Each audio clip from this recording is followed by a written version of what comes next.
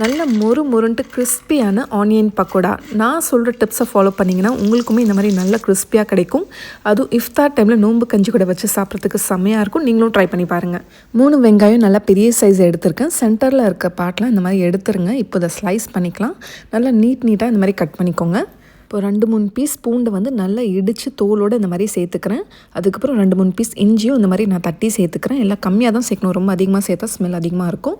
அதுக்கப்புறம் 2-3 பச்சை மிளகா அந்த மாதிரி நல்லா ஃபைனாக சாப் பண்ணி சேர்த்துருக்கேன். அதுக்கப்புறம் கருவேப்பிலை, மல்லித்தழை எல்லாமே நான் வந்து ஃபைனாக சாப் பண்ணி சேர்த்துக்கிறேன். சீரகம், சோம்பு 1/2 டீஸ்பூன் அளவுக்கு சேர்த்துக்கிறேன். அதுக்கப்புறம் தேவையான அளவு உப்பு சேர்த்துட்டு ஒரு 1/2 டீஸ்பூன் அளவுக்கு மஞ்சள் தூள், 2 டீஸ்பூன் அளவுக்கு மிளகாய் தூள், அதுக்கப்புறம் ஒரு பிஞ்ச் அளவுக்கு பெருங்காயத்தூளும் சேர்த்துக்கிறேன். இப்போ அதை நல்லா மிக்ஸ் பண்ணுங்கள். ரொம்ப அழுத்தி வந்து மிக்ஸ் பண்ணக்கூடாது. வெங்காயத்தில் இருக்க தண்ணியெலாம் வெளியே வந்துடும். அப்புறம் பக்கோடா வந்து கிறிஸ்பியாக வராது. இப்போ அடுத்தது 1 கப் அளவுக்கு கடலை மாவு, ஒரு 1/4 கப் அளவுக்கு அரிசி மாவு சேர்த்துக்கிறேன்.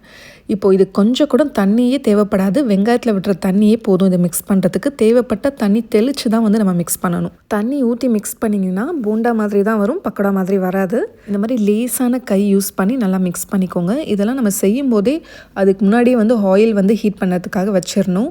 ஆயில் நல்லா சூடானதுக்கப்புறமா நல்லா ஒரு கரண்டி எண்ணெய் வந்து நல்லா சூடாக அதில் ஊற்றிடணும். அப்போ தான் வந்து எண்ணெய் குடிக்காது, நல்லா முறுமுறுன்ட்டு வரும். ஸோ இந்த மாதிரி எண்ணெய் நல்லா சூடானதுக்கப்புறமா கையால் எடுத்து இந்த மாதிரி நல்லா உதிர்த்து போடணும். பெருசாக போட்டிங்கன்னா போண்டா மாதிரி இருக்கும்.